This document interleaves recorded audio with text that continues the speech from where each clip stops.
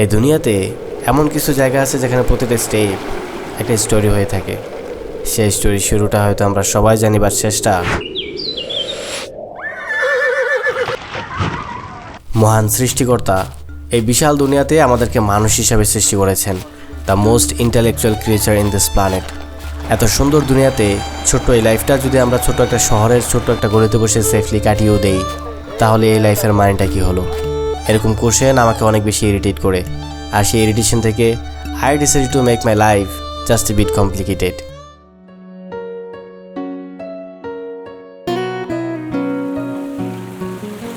এই মুহূর্তে স্ক্রিনে আপনি যে দৃশ্যগুলো দেখতে পাচ্ছেন, দিস ইজ এ ট্র্যাপ। এদের সৌন্দর্যে একবার আপনি আটকে গেলে সারা জীবনেও এই সৌন্দর্যের মায়া থেকে কাটিয়ে ওঠা যায় না। মেঘালয় সিলেট বর্ডার হাইকিংয়ের 2 দিনের এই সফরে আমরা এক্সপিরিয়েন্স করি এমনই কিছু দৃশ্য, and we found heaven in this planet earth. এবারের যাত্রায় আমাদের এই জার্নি ছিল 2 দিনের। গত রাতে বাস করে ঢাকা থেকে সিলেটে পৌঁছাতে আমাদের সময় লেগে যায় সকাল 10টা। সেখান থেকে আরও একটা বাস জার্নি শেষ করে ফাইনালি দুপুর 12টায় আমরা পৌঁছাই Bholaganj, the starting point of our border hiking. আমি জানি না এটা আমাদের দুর্ভাগ্য ছিল না সৌভাগ্য, বিকজ ইউজুয়ালি এই সময়ে এই সিজনে প্রায় প্রতিদিনই এই জায়গাগুলোতে বৃষ্টি হয়, ওয়েদার থাকে একদমই ক্লাউডি। বাট আমরা যখন সেখানে পৌঁছাই তখন ওয়েদার ছিল একদমই হাস্যোজ্জ্বল, দূর দূর পর্যন্ত ভিজুয়াল ছিল একদম ক্লিয়ার। নীল আকাশ, স্বচ্ছ পানি, গাঢ় সবুজ পাহাড়ের মাথায় জুঁই ফুলের মতো ফুটে আছে একগুচ্ছ মেঘ। Everything was like cinema. মুগ্ধ হয়ে আমরা যখন এই দৃশ্য দেখতেছিলাম, ঠিক তখনই আমাদের ট্রাভেল গাইড নাজিম ভাই একটা নৌকার ব্যবস্থা করেন।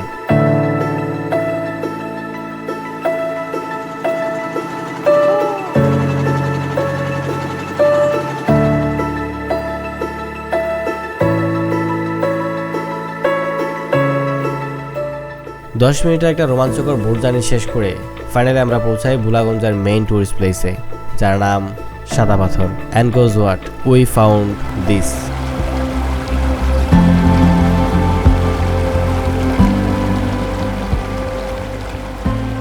If I be honest, I was shocked. এত সুন্দর একটা জায়গা দিয়ে আমাদের এই জার্নির শুরুটা, এটা আমাদের কল্পনাও তো ছিল না।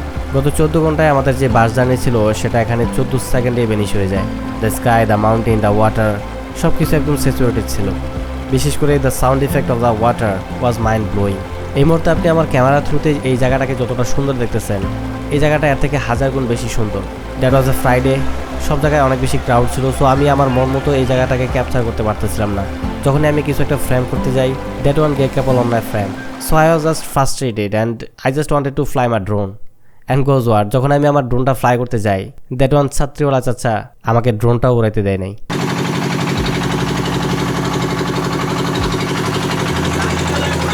এখন আমরা সাদা পাথর থেকে উৎমাছড়ার দিকে যাচ্ছি, এবং এখানের যে বোট রাইডটা just awesome bro. Not even drink, wanna get out of my own head, wanna lay down, overthink.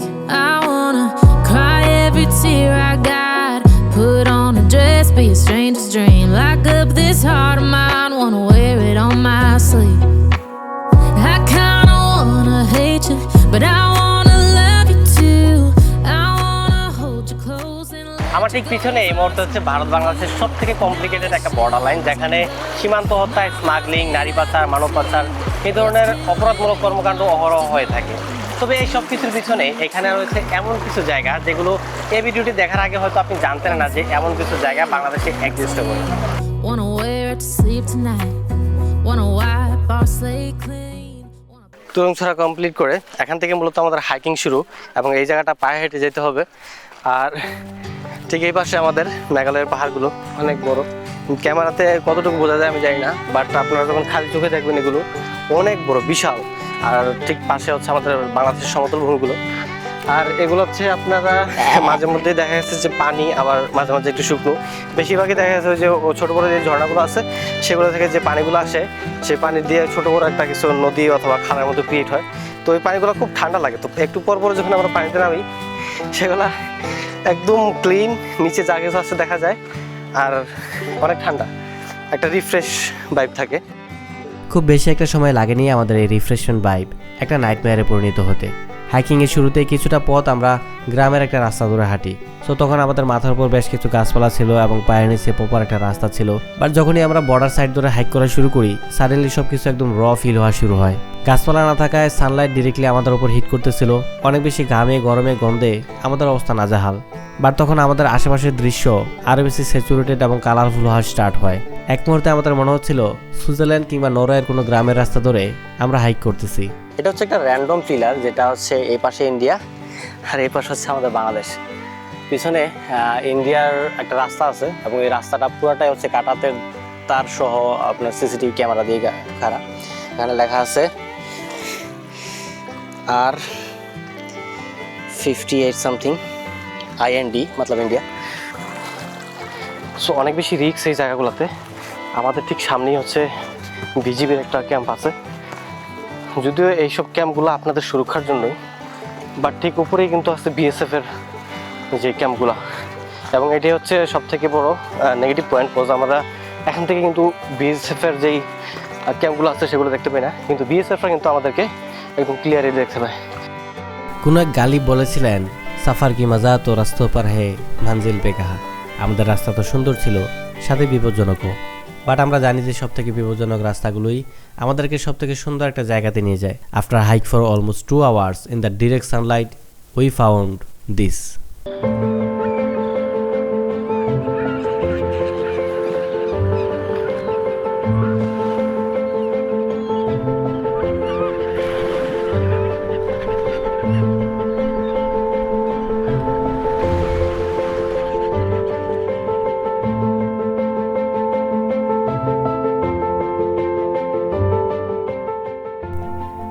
আমি ট্রাভেল স্টার্ট করি 2024 সাল থেকে। It's been 3 years। এই 3 বছরে আমি বাংলাদেশের প্রায় 90% টুরিস্ট প্লেসগুলোকে ভিজিট করি। আমি এটা বলবো না যে এই মুহূর্তে আমি যেই জায়গাটিতে আছি সেটি আমার দেখা সব থেকে সুন্দর জায়গা, বাট এই তপ্ত দুপুরে ডিরেক্ট সানলাইটের নিচ দিয়ে গত 2 ঘন্টা ধরে হাইক করার পর ফাইনাল যখন আমরা এই জায়গাটাকে দেখতে পাই, that was feel like heaven. Dhaka Sylhet হাইওয়েতে অনেক বেশি জ্যাম থাকার কারণে সকালে আমাদের সিলেট পৌঁছাতেই অনেক বেশি সময় লেগে যায়, যার জন্য যথাসময়ে আমরা আমাদের হাইকিং শুরু করতে পারিনি। আর এই কারণেই এই মুহূর্তে আমাদের হাতে খুব বেশি একটা সময় নেই। বাকি যেটুকু পথ রয়েছে আমরা ডিসাইড করি পায়ে হেঁটে হাইকিং না করে সেটা বাইকে পার হব। আজকের দিনে আমাদের লাস্ট ডেস্টিনেশন ছিল বিছানাকান্দি। পরন্তু বিকেলে যতক্ষণে আমরা বিছানাকান্দি পৌঁছাই পাহাড়ের কোলে, তখন সন্ধ্যা নেমে আসে। দূর কোনো পাহাড় থেকে নেমে আসা ঝর্ণার ঠান্ডা শীতল পানি দিয়ে আমরা যখন গোসল করি, we feel completely lost in nature.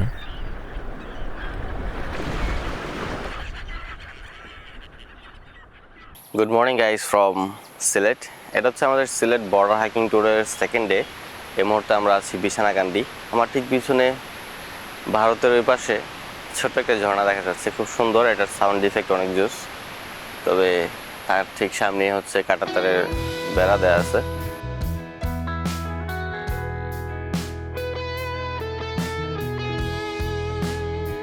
এই মুহূর্তে সকাল 7:10। আমি এখানে আসছি প্রায় 5 থেকে 7 মিনিট হবে। এখানে এই ঠান্ডা পানিগুলোতে পা ভিজায় বসে থাকতে অনেক ভালো লাগে। আর এত সকাল হয়, এখানে কোনো টুরিস্টও নাই। সো এর জন্যই হচ্ছে মূলত এই সিলেট বর্ডার হাইকিং যে 2 দিনের ট্যুর আমরা বিছানাকান্দিতে স্টে করেছি। বিছানাকান্দিতে খুব একটা হোটেল নাই, অলমোস্ট নাই একদম। সেখানে থাকতে হলে আপনাদেরকে লোকাল যারা আছে তাদের ঘর বাড়িতেই থাকতে হবে। তবে মুসাফির হয়ে বসে থাকার কোনো জো নেই। বেলা একটু বাড়ার সাথে সাথেই আমরা আমাদের যাত্রা শুরু করি। যাত্রাপথে ছোট্ট একটা নদী পাড়ি দিতে হবে, তাই খুব সকালে আমাদের জন্য একটা নৌকা চলে আসে।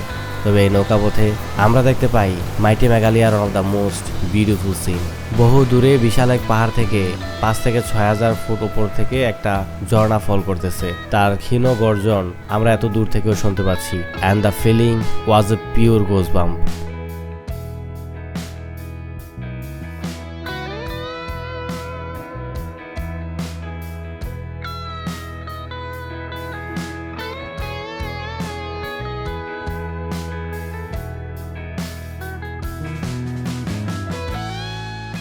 এখানে প্রকৃতি এতটা গ্রিনি, আর বাংলাদেশের সাইডটা একদম হচ্ছে plane.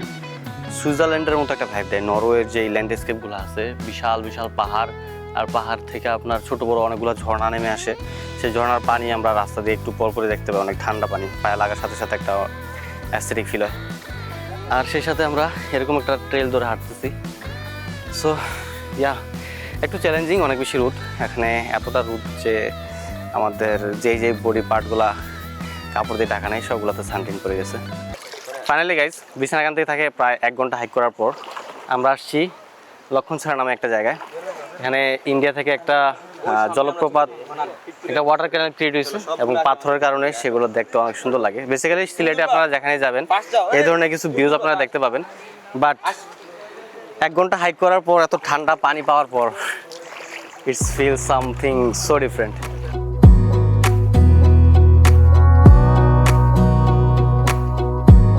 Wanna clear a bottle of Cabernet. Wanna stay home, not even drink. Wanna get out of my own head. Wanna lay down, overthink. I wanna cry every tear I got. Put on a to be honest, গতকাল থেকে আজকে আমাদের hiking অনেক বেশি কষ্ট করছিল। সকাল থেকে আমরা ডিরেক্ট সানলাইটের মাঝখান দিয়ে হাঁটতেছি এবং কোথাও কোথাও বিজিবি এবং বিএসএফদের ফাঁকি দেওয়ার জন্য আমরা গলা সমান নদীর পাড়ি দিয়ে আসছি। বাট এই মুহূর্তে এত পরিমাণে রোদ ছিল, I was thinking about just I should give up. But আমি যখন দেখি আমার থেকে 3 গুণ বয়সে বড় একটা লোক এরকম রোদেও অলমোস্ট ওয়েদার প্রুফের মতো কাজ করে যাচ্ছে, I ask myself, why not me? two things can be true. Wanna throw away your vanity. Wanna wear it to sleep tonight. Wanna wipe our slate clean. Wanna pick this thing up right. Sylhet Meghalaya border hiking এর এই 2 দিনে আমরা almost 13 থেকে 15টা নদী পাড়ি দিই। আর monsoon হওয়ায় প্রতিটা নদী ছিল তার যৌবনের পূর্ণ রূপে। সিলেটের এত সতেজ প্রাকৃতির পিছনে এই নদীগুলোর ভূমিকা অনেক বেশি। তবে এত নদী দেখে এই মুহূর্তে আমাদের মাথায় একটাই প্রশ্ন ঘুরপাক খাচ্ছে, এই নদীগুলোর উৎপত্তি স্থান আসলে কোথায়? কেমন করেই বা একটা নদীর যাত্রাপথ শুরু হয়? তবে এই প্রশ্নের উত্তর পেতে আমাদের খুব একটা ওয়েট করতে হয়নি। মেঘালয়ের কোনো এক রাজ্য থেকে সজোরে আশ্রে পড়ে একটি ঝর্ণা, সেই ঝর্ণা থেকে উৎপাদন হয় ছোট্ট একটা নদী। সেই নদীর কূল ঘেঁষে গড়ে ওঠে একটা গ্রাম, সেই গ্রামের নাম পান্থমাই গ্রাম। আর এই পান্থমাই গ্রামে এসে আমরা দেখতে পাই কিভাবে একটা ঝর্ণা থেকে একটা নদীর সৃষ্টি হয়।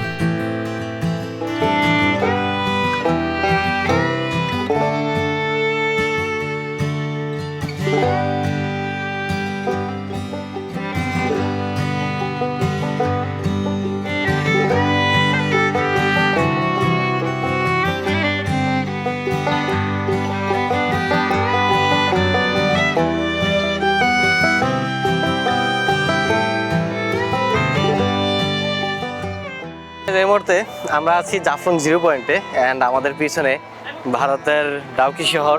খুব সুন্দর এই দৃশ্যটা, একদম মানে নেক্সট লেভেলের একটা ভিউ অলওয়েজ পাওয়া যায় এখান থেকে। আর এটা হচ্ছে খাসিয়াপাড়া। তো সিলেটের আমাদের ছিল বর্ডার হাইকিং। ইউজুয়ালি আপনারা যদি আসেন বিছানাকান্দি থেকে এখানে আসতে হলে সিলেটের মেইন যেই শহর ওই শহর দিয়ে ঘুরে আসতে হয়।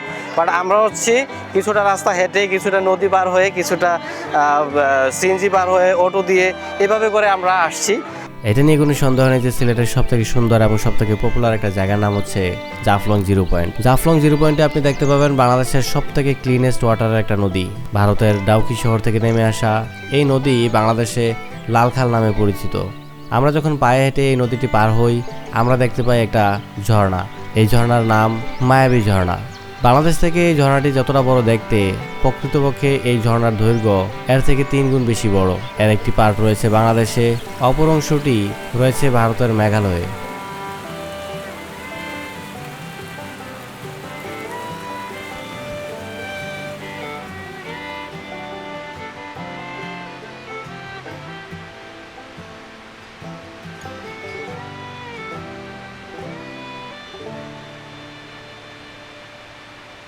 এটা হচ্ছে ভারতের ডাউকি নদী পানি, একদম ঠান্ডা। ওই যে ওখান থেকে আসে পানিটা।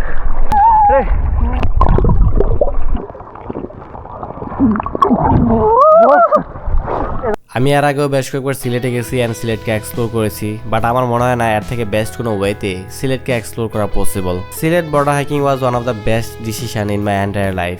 আর এই সব কিছু পসিবল হয়েছে জিটিজি ট্রাভেল গ্রুপের মাধ্যমে। সীমান্তবর্তী এলাকা হওয়া এটা খুব সেন্সিটিভ একটা জায়গা এবং এর নির্দিষ্ট কোনো রোড ম্যাপ নাই যে আপনি যাবেন মুখস্থ ঘুরে চলে আসবেন। সো অবশ্যই আপনাকে একটা অভিজ্ঞ গাইডলাইন নিয়ে যেতে হবে। সেক্ষেত্রে আপনি চোখ বন্ধ করে জিটিজি ট্রাভেল গ্রুপকে বিশ্বাস করতে পারেন।